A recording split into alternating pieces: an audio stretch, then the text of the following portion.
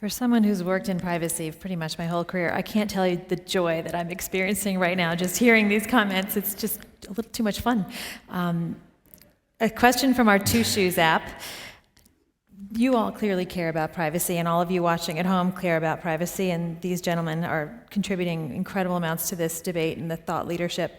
But do people in general care? Is there a generational shift? Is there a difference? Are people's experience of social media and their willingness, and let me just say, I don't necessarily agree with all of these questions. I am reading from a piece of paper, just so you know. Do people's activities online and being willing to give so much information freely show that people are less concerned about their digital selves than perhaps we all might want them to be? Let's start with Ed again. So I'll try to take this quickly, because since I just rambled for some time here, I would argue it depends on the individual, because ultimately privacy, your feelings, your beliefs are always individual in nature. You can try to extrapolate from this, you can try to do some polling based on the groups, but to say that it doesn't have value even to the majority isn't really that material, even if it is the case. Again, rights don't exist for the majority. Rights exist to protect the minority against the majority. But even in this context, right, even if we put that aside, I would argue that many people do care about privacy, and they're beginning to care about it more than they have before, because they didn't realize it was threatened. They didn't realize they were being watched. As you saw, as you said previously, we've seen polling that indicates people are getting more protective of their privacy now. They're being more careful. They're concerned about the monitoring that's occurring. And when we think about why this is, generally there's a question here that I would actually be really interested in the ideas of the other speakers on the stage, is that there's this traditional idea that we inherited that some human interactions leave no trace. They occur without records. They are ephemeral in nature. It's an experience shared between you and your spouse, you and your pastor, or as they used to say, sort of in the privacy of your own home, the things that happen within those four walls are between you and your God, if you believe in them. Now,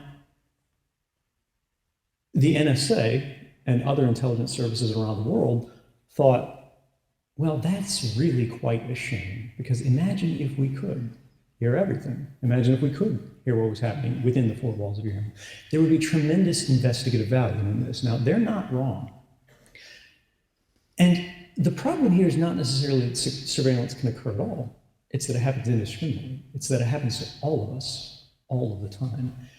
And we're populating sort of buckets with the activities, the records of everyone, because they're out there. They're free. As long as you can access the telecommunications service providers, you can pull them right off the wire, what the government calls metadata, which the public would understand much better by its actual meaning, which are private activity records. Who you call, where you go, the things you've done, the purchases you've engaged with, the diary of activities of your life with every entry of what you've done, but not necessarily the details of how that you did it.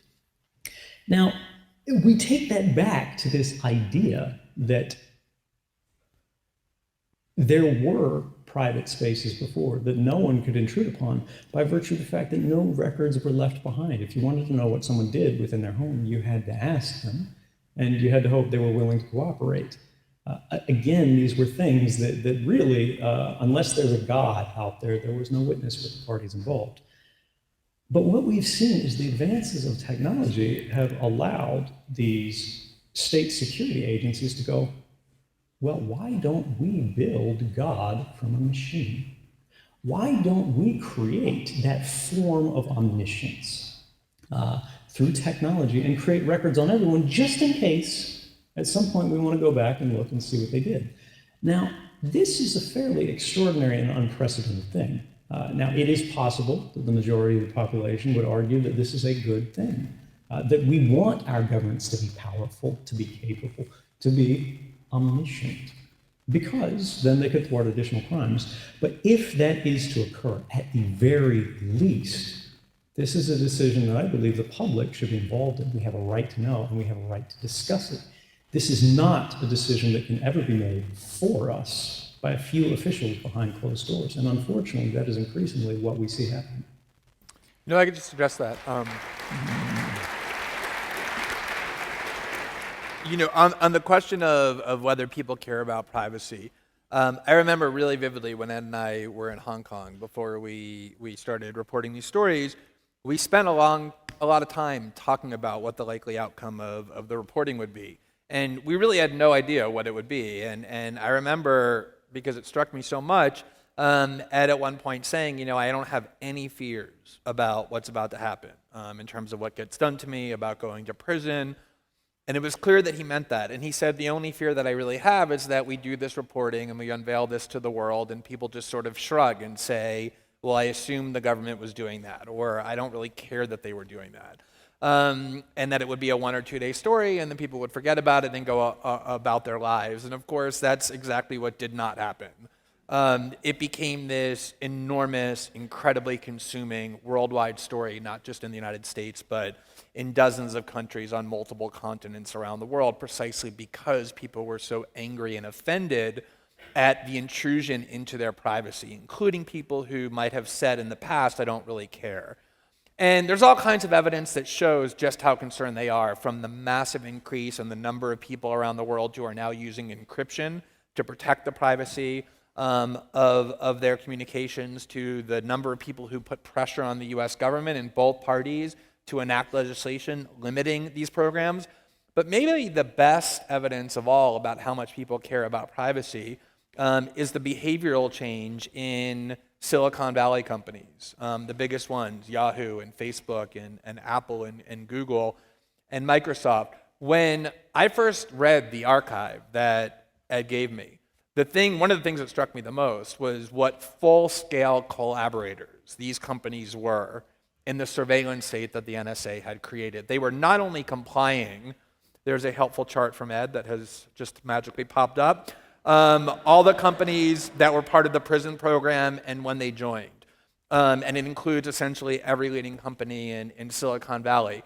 And they not only cooperated to the extent the law required, but even way beyond that. There were documents about how Microsoft would meet with the NSA to help them build backdoors into Skype at the same time that they were promising the public that Skype was impenetrable.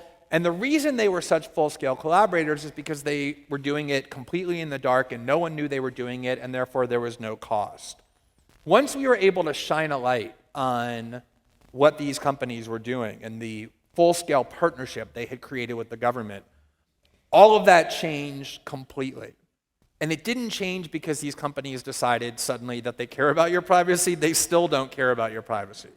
But what changed is their fear that if they were perceived as being collaborators with the NSA, that they would lose the current generation or the next generation of internet users to social media companies in Korea or Brazil or Germany who would be able to say, don't give your data to Facebook and Apple because they'll give it to the NSA, give it to us instead.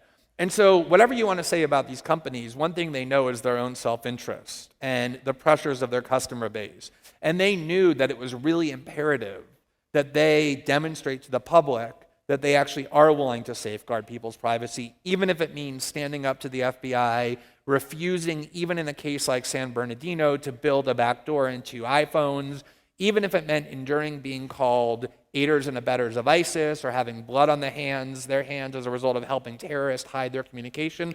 All the things these companies have endured and are enduring, not because they're suddenly privacy activists, but because they know that tens of millions of people around the world care deeply about their privacy and won't use these companies if they think their privacy is going to be compromised. That is the best evidence of all to answer the question, do people care about their privacy?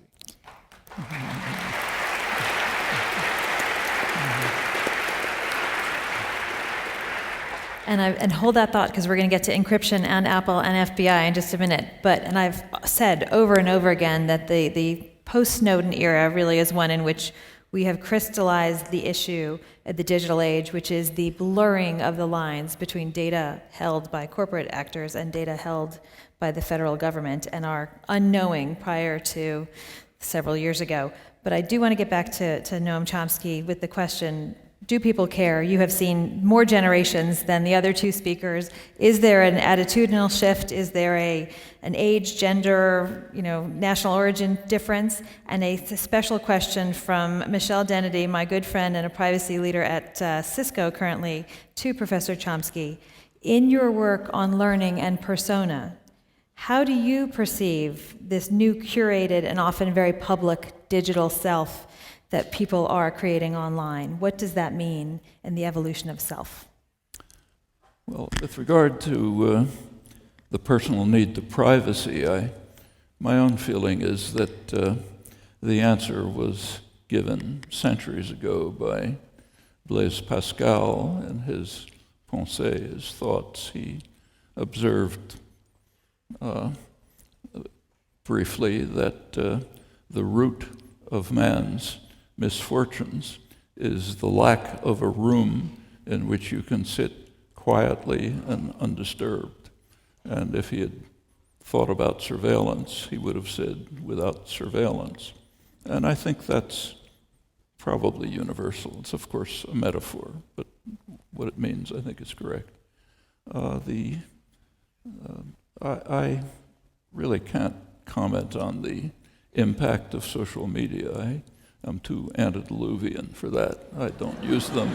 I don't follow them. I don't like them. My grandchildren use them. Okay, but what effect that's had? I suspect that my general feeling is that it's kind of unhealthy. I think it leads to a sense of intimacy that is fraudulent, very superficial interactions among people, which,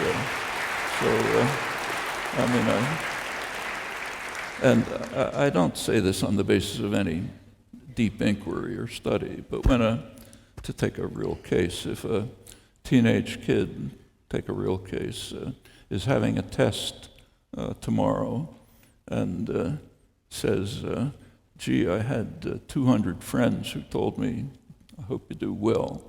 So look how much of a social life I have. I think there's something deeply wrong about that. Actually, it reminds me of a friend long before the days of the internet, when I was 10 years old. I had a friend who was kind of a laughing stock among the small group of friends because he had a notebook in which he listed all of his friends. And he once told us proudly he had 100 friends, which means he had no friends. That's just sad. And so true as we all go count our Facebook friend lists.